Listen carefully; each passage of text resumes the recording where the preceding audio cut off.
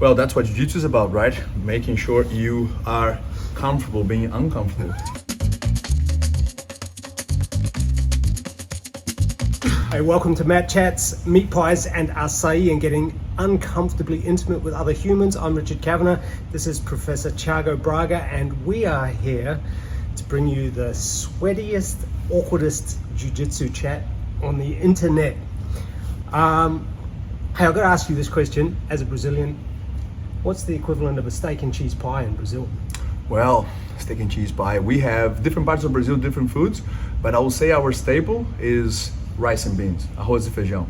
It's like your Arroz e feijão. arroz and feijão, which is rice and black beans. Hey, nice. That I would say is, but you know, Brazil, different foods, different areas. That sounds healthier than a steak and cheese pie for sure. Yeah. So today we want to start by breaking down the Subversion X8. Subversion card. X8 card. Yeah, man. So both of us are going to be commentating on Saturday night. Yeah, it's been really cool. I think I've been commentating with Grant, which has been amazing. He's been guiding me through all this time. But to have the chance to sit side by side with you and try that out, I think would be really cool. Yeah, it'll be fun, man. And for me, it's my debut commentating on a sports event. I've been thinking for a long time, how do I get my other life outside of Jiu-Jitsu to cross over into Jiu-Jitsu? And this is the perfect opportunity. So I'm pumped. I'm looking forward to it. Well, I believe you are professional at it already. You know, giving out speech, talking in public. So, you know, and bringing that to something that you have as much experience as you have in martial arts, I think is just the perfect blend, you know. Let's see on Saturday night. We'll find out. Should we break down this main card? Let's have a look at some of the matches on the main card. We'll talk about the fighters. We'll talk about their strengths and the opportunities that they've got to win. And then what I'd love to do as well is for each of us to have a look at one match on the prelims and see what we think about that. Because in total, we've got 17 matches slated for the night. Unfortunately, yeah, it's a stacked card, yes. Unfortunately, there was going to be a judo match which has fallen off due to injury. Oh, who got injured? One of the competitors. I'm not sure which we one. We had Andy that trains with us that was on the match. And by seeing him, the way he gently throws everyone at training, I would love to watch him. You know, this judo exhibition match. I think that was a great actually move by Subversion.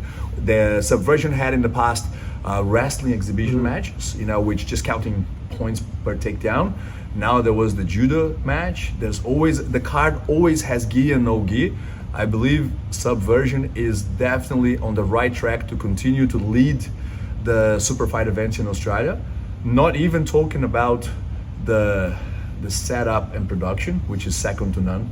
Second to none. I mean, for my mind, it's the premier submission grappling event on the Australian scene with both no gi and gi. We've got matches all across the prelims with up-and-coming athletes, up-and-coming competitors, male competitors, female competitors. We've got youth competitors who are coming through and just breaking through into the scene. And we're seeing some of this really exciting new school jiu-jitsu along with some very experienced old school styling. And we cannot forget, in the last 2 or 3 subversions, we had UFC athletes coming in to showcase their grappling, to once again, you know, to bring the old school idea that, you know, jiu-jitsu is 100% important for MMA fighters, and we have UFC fighters that we don't know sometimes how good their grappling is, coming in and giving a show, you know, of takedowns, guard passes, back takes, submissions. You know. Well, we've got Jamie Malaki competing against Josh Kulabel on the main card, both of whom are UFC fighters. Jamie Malaki currently in the UFC on the roster. Josh Kulabel recently stepping back from his commitments to competing in MMA professionally.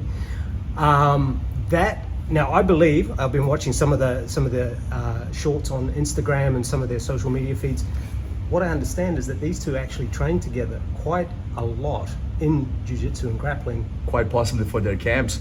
And a couple of things about this match. Well, both of them are coming out of wins in Subversion in grappling. I believe James Mulaki won his last match against, I could be wrong, I believe it was against Chris Cascatelli, which is a great grappler, and Josh Kulibau won his last match against no one less than Rich Walsh, which is an amazing grappler. I spend a lot of time with Rich grappling, and I can tell you it's not someone that you will take on easily in competition. That's And not an easy match to win, and he's Yeah. a big, strong man, Rich Walsh. very much so. And both of them coming out of wins, showcasing amazing grappling, amazing jiu-jitsu. Now we'll have them against each other, and I saw on social media that they are not only, teaching us how to come and compete, outside of MMA in the grappling, but they are demonstrating how the promotion of a fight can be done in a much more entertaining way than trash talk. I think Josh Kulibau had against Rich Walsh the bet that whoever lost will have to go and teach a seminar at the other's academy. Right on. And I think he stepped up now, challenged James Mulaki to tattoo their initials. Whoever loses will tattoo the initials of the other competitor. So That is a good side bet. That's a good one. That's a great side bet, and it adds another layer of competition to that match, and I can't wait to see that. They're going to bring it, both of those competitors. Let's have a look at the main card to start with before we tuck into this, into these prelims. And I've got them all down here. Here we go. Let's start with the first match on the prelims. We've got Michelle Salva versus Fran Bavaro. Michelle from Gracie Barra Pinball, and Fran from Movement Martial Arts. This is a black belt match at 67 kilos, no gi. What do you know about these girls? Well, I've known both of them since their early days of competing. I remember them competing in the blue belt, purple belt. Both of them have, I believe Fran has been a bit more active in competition as a black belt for a while, nationally, internationally, but Michelle stepped up. I believe she fought our Jazz at Subversion and she won the match. And she's always been an active, a strong competitor. So I believe it will be a very good match. Yeah, well, Jessing, a world champion at World Masters, Exactly. In the gi, and that's a tough match for Yeah, anyone. I think it's worth mentioning that the female Australian Jiu-Jitsu is being breaking records. Sometimes, in Jiu-Jitsu we don't tend, but it's more commentated about the achievements that men are having, but the girls in Australia are breaking all records. There's so many girls in the world scenario becoming world champions and ADCC champions, and look at Adele Fornerino's run last year. Absolutely double gold. killed it.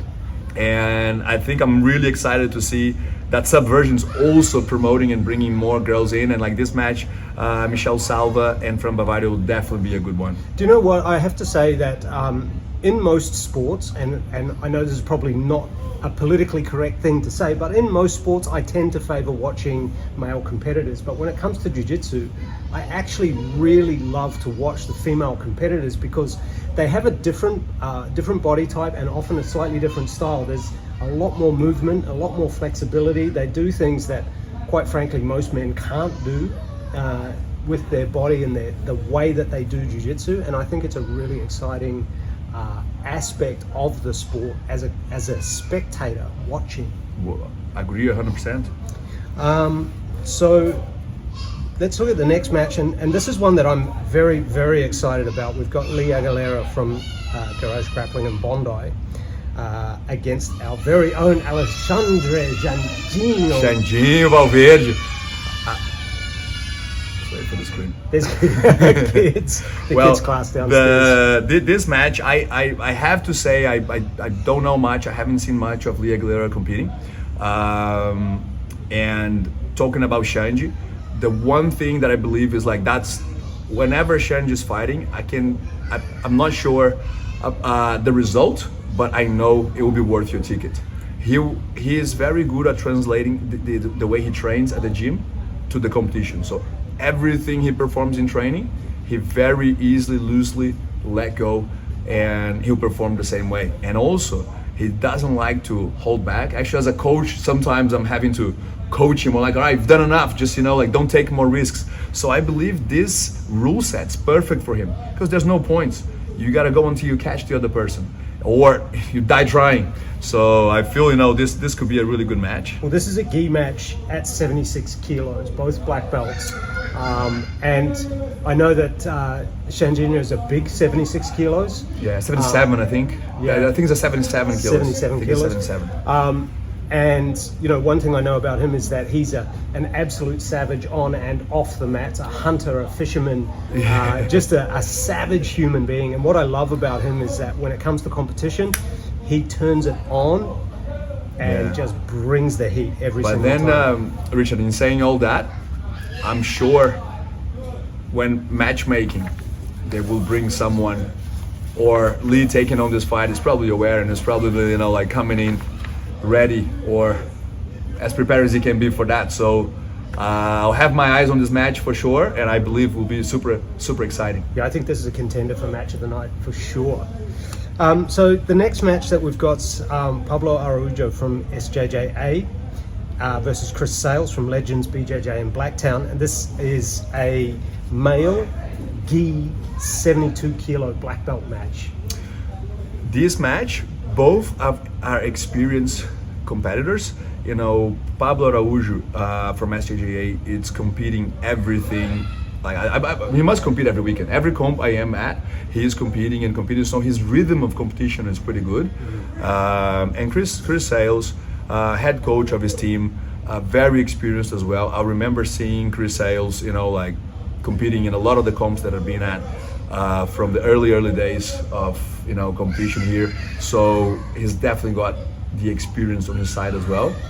He's a very active fighter, so I believe this match will definitely be, you know, full on.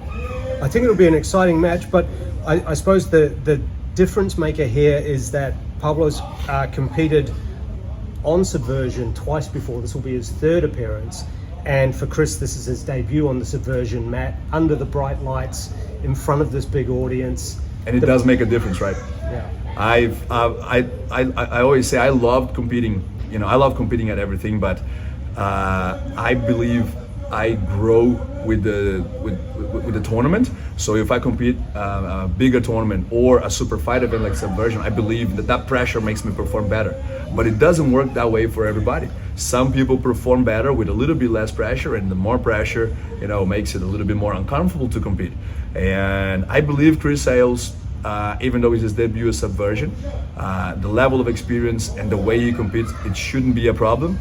But we will only find out on Saturday night. We will for sure. This next match, again, another contender for match of the night. This is a killer match. We've got Nick Hughes versus Pete Gallen, no-gi male, 88 kilos. Two black belt savages bringing it to the mat. Yes, that will be an exciting match. And I'll tell you what, this is one of the matches that will be exciting before it starts. Peter Gallen, from his walkout song, from his stepping on the mats, it's already worth a ticket. You know, it's already a performance. And not only that, but his jiu-jitsu, the way he fights forward, hunting legs, you know, like accepting the wrestling exchanges. So, you know, I'm excited to see him and Hughes having this battle over there. On the last Subversion match, I remember Pete Gallen hitting a beautiful takedown and then just getting up and calling his partner back up so that they could exchange.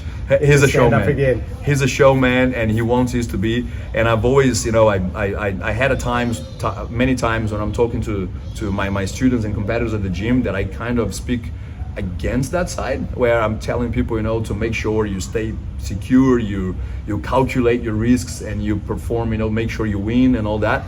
But at the same time, when I see guys like Gallen, you know, doing things like that, taking people dog, calling them up, and just repeating that again and fighting, like, it's, look, super fight events, of course the win is the ultimate goal, but if there's no entertainment, you know, why we have all those bright lights for, right? Exactly. You know, I've seen matches where, you know, it's been very, very technical, high-level jiu-jitsu without the level of entertainment and scramble, and I've seen audience members start to switch off, and because they're a little confused about what's going on. If they're not high-level jiu-jitsu practitioners themselves, they may sit there and watch and go, what are these guys doing? Whereas someone like Pete Gallen, I don't even remember whether he won or lost that last match, but I do remember the match, and I think that is a big part of what Subversion brings to jiu-jitsu and grappling, is the entertainment aspect. But have you ever thought about this, Richard, in events, in fight events? And I always make that comment.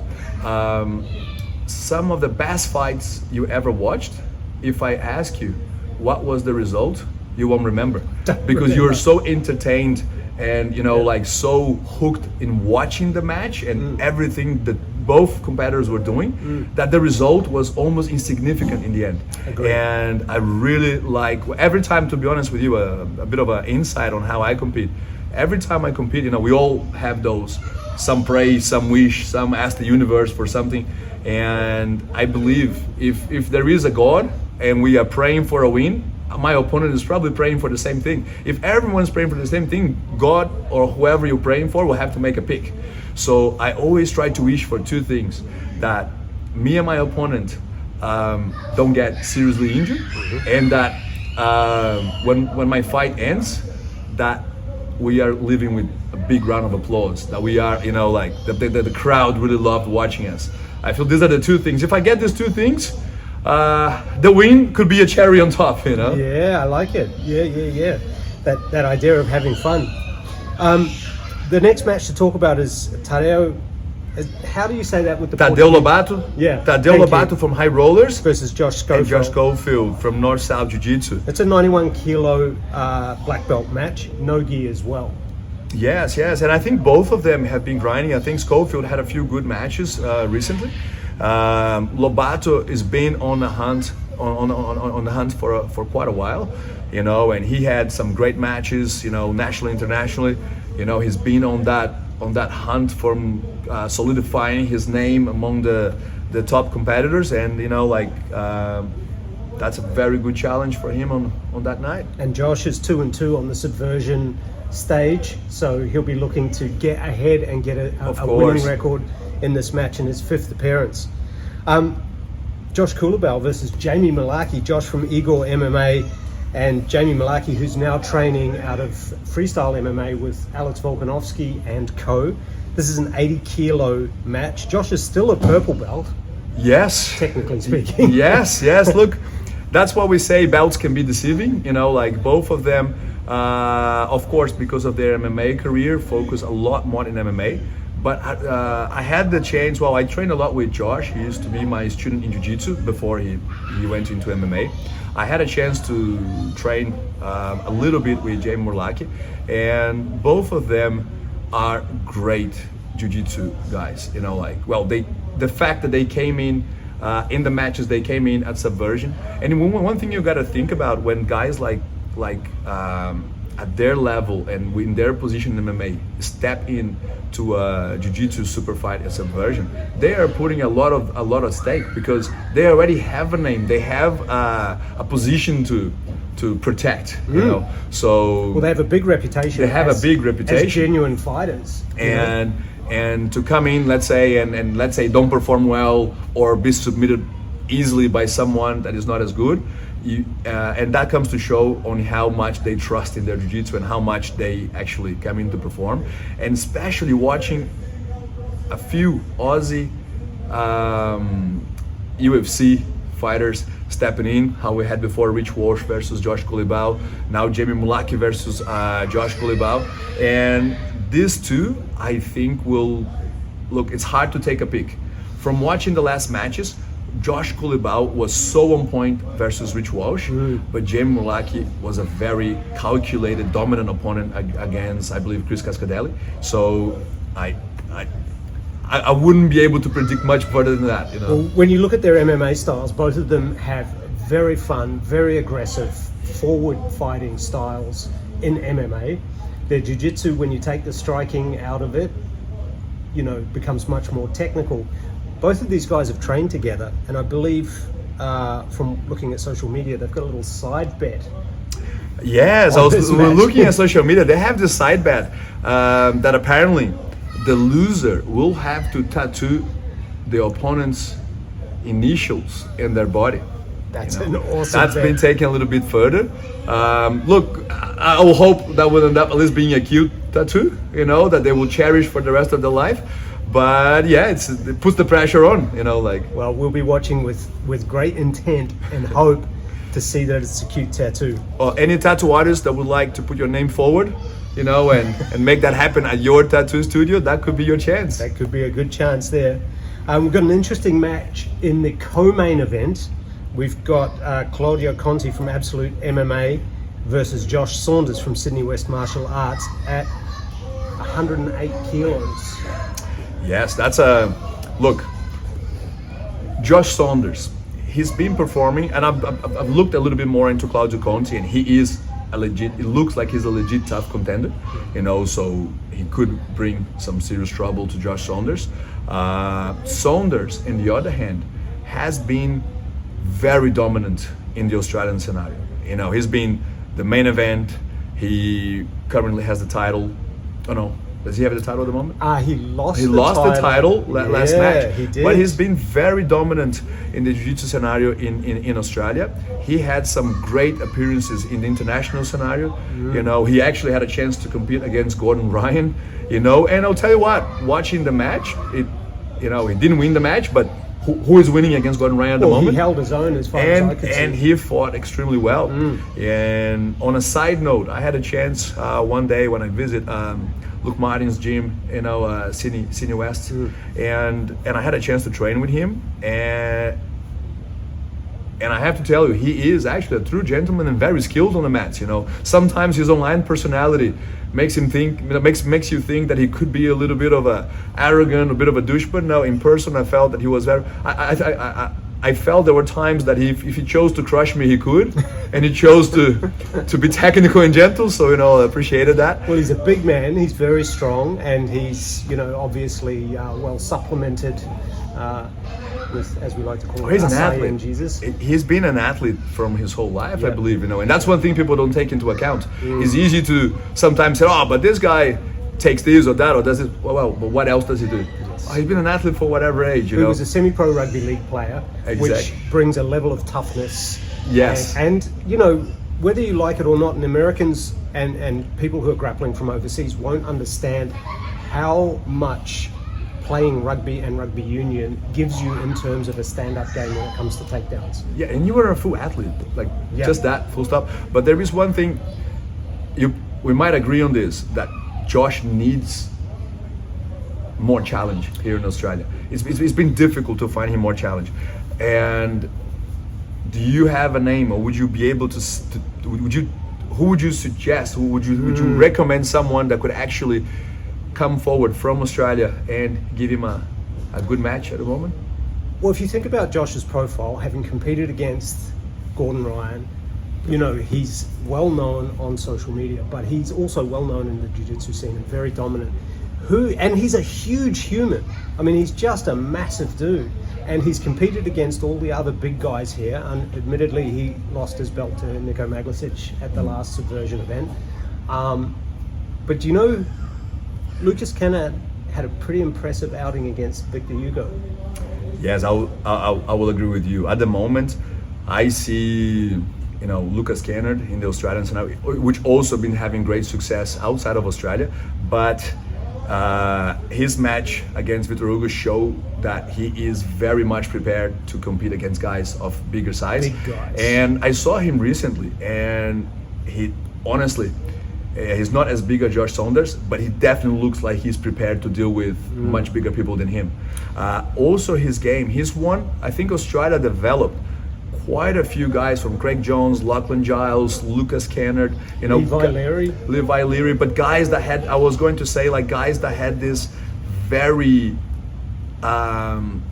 specific leg entanglement game, which in my opinion is not even if I were to train people for ADCC rules, I don't think the leg attacks should be the main part of training. I believe, your wrestling, head control and back takes, but that Australia was very good at forming some athletes that kind of work outside of the spectrum. When you look at Lucas Kennard competing for such a big athletic human, he has an incredible guard, huge flexibility, and obviously his leg lock game is second to none.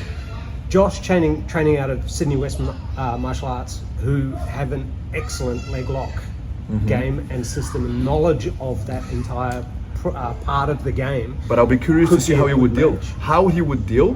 Because I believe this match is a match where Lucas Kennard would easily accept the bottom game. Easily. And what happens there? would, you know, like, is he able to take pressure of a big opponent trying to pass his guard? I believe so. I believe he will deal with that well. Will Josh then, you know, be able to, you know, pass and get top control without putting his legs at risk if the leg entanglement happens? You know, like, both are experienced. Who will take it? You know, is that even a good strategy for Josh to enter there? Well, yes.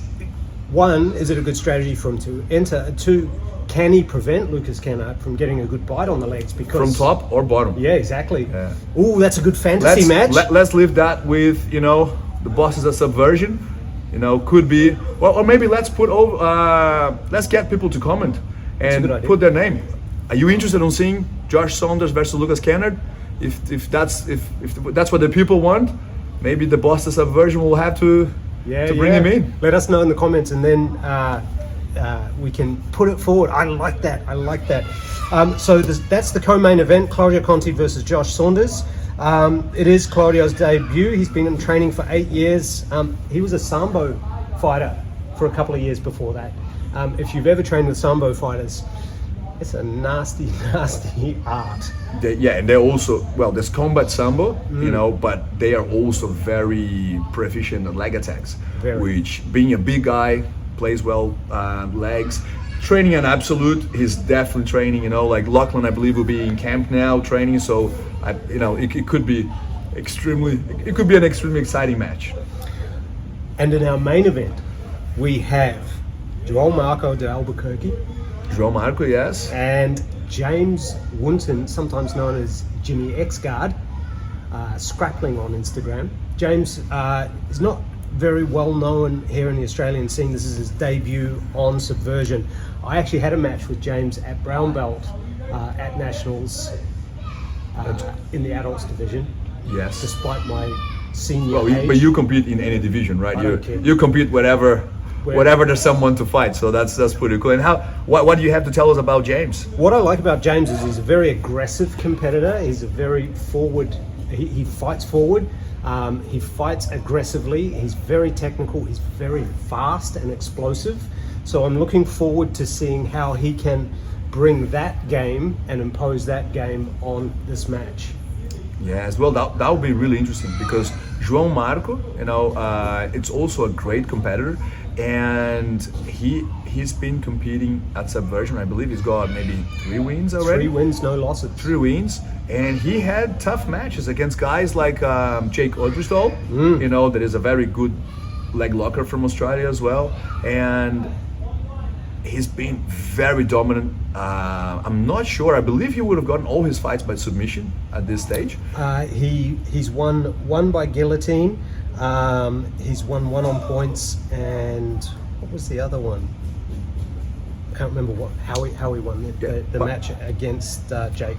But he's very, very, very dominant, and I think Subversion took the right step, you know, on making this a title, a welterweight title match, because, you know, like, I think it will be worth it. It will be worth the viewers seeing that as a title. And João Marcos has been deserving. He's working so hard on it, you know, and it will be exciting to see our main event. Well, that's at 77 kilos, no gi.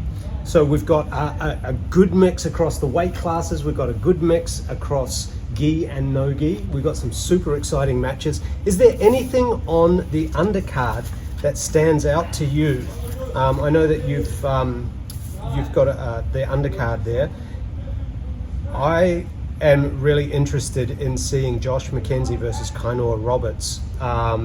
They're both purple belts. It's a 60 kg match. I've seen this young man, Kainoa Roberts from Gracie Botany, compete a few times, and he's only just turned 18 and been promoted to purple belt. He won gold at Pan Pacs, and whenever I've seen him competing on the circuit, very, very exciting young man to watch. Oh, that's good. Look, I'm always up for putting some of our youngsters in the big scenario, you know, in the big scene of the main events.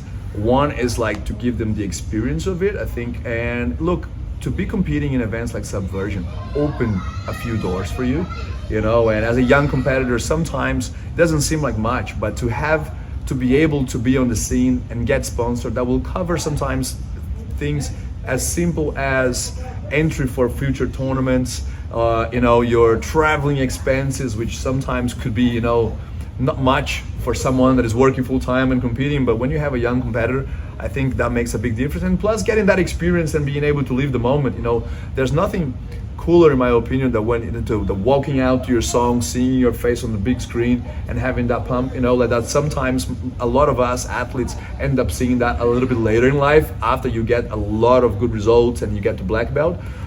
This idea of opening the big stage to young competitors is always positive. Yeah, and it gives them a great chance to experience what it's like on the big stage under the bright lights and to see if they shine. What a great opportunity. And to your point too, as a young competitor, if you're thinking about competing regularly and you want to compete all the time, it is a consideration that you've got to pay entry fees. It is a consideration that you've got to travel and you've got to eat well and you've got to train a lot. And so to have that if you can perform well, get sponsors and have those costs covered, then that's just a piece of stress taken off the mind. So then you can just focus. Of course, yeah, that's great. One match that I have that I'm looking forward to, match number 8, we'll have, I'm sorry if I'm butchering the name, Tedeki versus Collier. Look, I believe Ty Collier has been coming up and having great matches. He's a very tough competitor. He's another guy that every time I go to tournaments or I go compete, he's usually present competing. He's been competing at brown belt and getting really good results.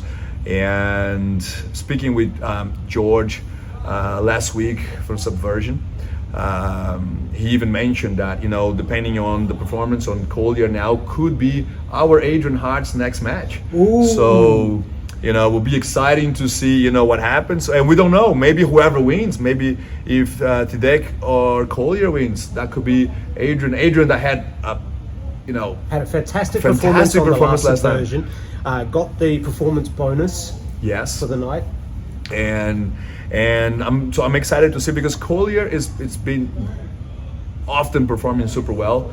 Now he's got a new challenge for this weekend, and there is already a challenge in the horizon for whatever happens that night. So I like it. And don't forget the brown belts. One thing that we sometimes don't give enough credit is for brown belt competitors. I feel that brown belts are usually the most dangerous guys in the gym, because they are those guys that are one step away from getting to black belt. They came too far to give up, so they are in that position that they are trying to prove themselves every day of training, in every tournament they go.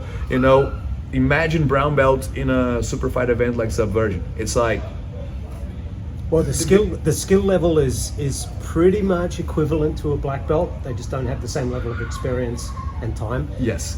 They're finally turning up for warm-ups, having given up the purple belt. yeah. So yeah, I agree. They're having to take it seriously again, because the next step is a big step. I'm excited to see. There's so many matches that will be cool. I like that one. So that's Subversion X8. X8 on Saturday. We will be commentating. It'll be cool to have a packed house, everyone watching. Let us know, send us messages, let us know if there's anything you would like to know, or for us to bring it on a day. And yeah, I'm looking forward to the opportunity to have the best seat in the house. Exactly. To have food and drink served to us while we just talk about matches, the best, most exciting matches that are happening right in front of us. So that's it. That's going to be a fun one. As we move on with our mat chats, meat pies, Açaí, and Getting Uncomfortably Intimate, I want to talk about the uncomfortably intimate moment of the week. And in Jiu-Jitsu, we get pretty close to each other. We do. Sometimes, and this happened last night at training, someone farts. What's your opinion? It does happen. Look, my opinion is it's whenever it happens, I believe 99.9% of the times is not on purpose. If it can be ignored, politely ignored, let's do it. Or if you address it, if it's funny, just don't make it awkward. Don't make it awkward. It will happen to the best of us, depending how you're feeling on the day, and you will have people pressing you, twisting you, knee on the belly. you won't have control of it all the time. It shouldn't ruin your training, you know. I reckon there's two types of farts at Jiu-Jitsu. There's the one that you can't ignore because you hear it, Yeah. and there's the silent but potentially violent. Yes, The one that you ignore until you can't ignore it. Look, if it's me, if it happens to me, and I can smell it, I will stop with my partner and I say, look, I'm really sorry, let's move out of here. You know, I will do that, you know, because it is worse. You ignore it, you start like sweating even more. You know if I can smell, he can smell. You know, he or she can smell. So I may as well say something. You know what I mean? You got to say something. Sometimes, you know, if it's just loud, just say, look, sorry, apologies, Hey, keep rolling. that was me. You know, if it's a bit more unpleasant, then just, you know, Move away. Have a little pause, move away, and keep training. You know, like this. Yeah, I suppose you know the main difference is, or my one thing I would say is, don't fart when you've got someone in a triangle. No.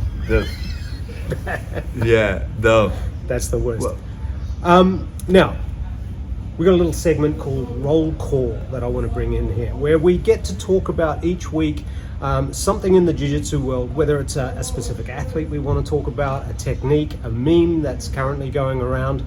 But what I wanted to ask you is, have you had a moment this week as a head coach of a large academy where you've said in your head or felt, I'm not upset, I'm disappointed?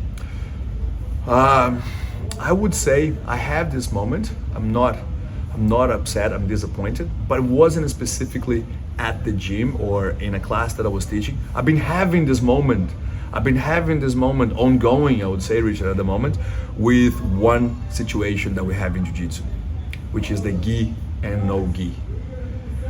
We are celebrating this year 100 years since the Gracie family developed this amazing martial art that we call Jiu-Jitsu, Brazilian Jiu-Jitsu now. It used to be the Gracie Jiu-Jitsu. And we had, you know, Master Helio Gracie and the whole Gracie family developing, training the whole world in it. We had guys like Royce Gracie taken into the biggest challenge in the world, which was UFC, when it was martial art versus martial art in a gi, fighting anyone, any weight, UFC 1, 2, 3, and 4, to prove that Jiu-Jitsu was the ultimate martial art. And now we fast forward to 2025, 100 years from the beginning, and we are here discussing if you should train gi or no gi, if they work against each other. If you train too much gi, you're not going to be good at no gi. If you train no gi, you're not going to progress in the gi, or almost like they are, you know, not complementing each other. And I find that out of all things that we have wrong in today's world, you know, I know it could be an old guy thing to say like, oh, no, in my time things were better, but this is one thing that when I hear it, it doesn't make upset or angry, it just makes me disappointed with the new generation, because it's Jiu-Jitsu. We are progressing. What do you think of that? Well, I'll say one thing about that, because I don't believe that there's any valid argument to say that no gi is better than gi at all. I have a strong opinion on that, and I will point to... And vice versa. I'll point to our head coach, Werrick Oliveira, his results at Panpak. Now, how often do you think he trains no gi? Once or twice a week if he trains. Well, he coaches no gi, but he doesn't train often. Doesn't train often. So not he even wears close the to gi. the level that he trains gi. He trains in the gi a lot, and he won gold in the gi and in no gi in his weight and in open weight at Panpak. With all submissions. All submissions right across the board. Yes, and not only him. Many of us at Legacy compete gi and no gi, you know, and training 60-40, 70-30, whatever ratio you want to train. Do you want to know my training ratio for what is gi your and ratio? no gi? My training ratio is about 100 to 1 gi, no gi. About once or twice a year I train no gi. How has your no gi performance been? I've won medals in no gi. In fact, I won gold at Panpak's no gi. There you go. It complements. Of course, there are intricacies about specific things in the gi and specific things in no gi. You will not be, if you are a guy that is playing lapel guard, you are not going to be playing that in jiu-jitsu. If your game is based on leg entanglement, grips and heel hooks, well, you're not going to be doing heel hooks in the gi, but that's the 10% or less on either side. Everything else is jiu-jitsu. If you think of the main teams in the world, I will use an example, Atos Jiu-Jitsu, with the most number of qualified, 2 ADCCs ago, the most number of qualified competitors on ADCC, the most number of champions. Most of their ADCC champions are also gi champions, oftentimes from the same year. And I'm just using one team as example, but if you look, a lot of the champions in no gi, Vitor Hugo is an example. That beat Nick Rod, which is a full-time no gi ex-wrestler.